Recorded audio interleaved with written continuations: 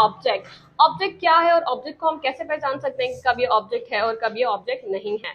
So object is basically a receiver of an action, जो कि काम को रिसीव करता है या जिस पर कि काम होता है। For example, I clean room, काम है क्लीन करने का और किस पर हो रहा है, रूम पर। Room is actually receiving the action.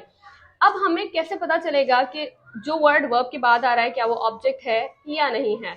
We can simply know the word if it is object by questioning it with two question words which are who or whom and what.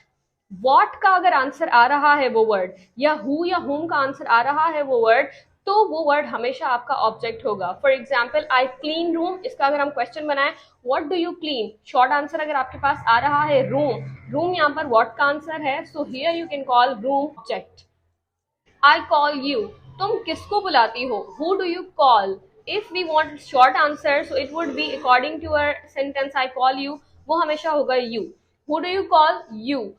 तो जब who या what का answer दे रहा है वो word, या who और what के आंसर में आ रहा है वो वर्ड, तो वो आपका ऑब्जेक्ट है, अदरवाइज वो आपका ऑब्जेक्ट नहीं है।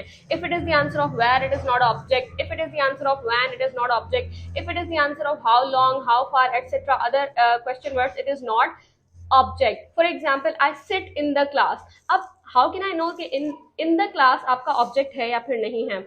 इसको अगर हम क्वेश्चन करेंगे तो ये हमारा क्वेश्चन बनेगा where do you sit. So it is in the class is the answer of where. So in the class आपका कभी भी ऑब्जेक्ट नहीं होगा। In the class right now is only a prepositional phrase.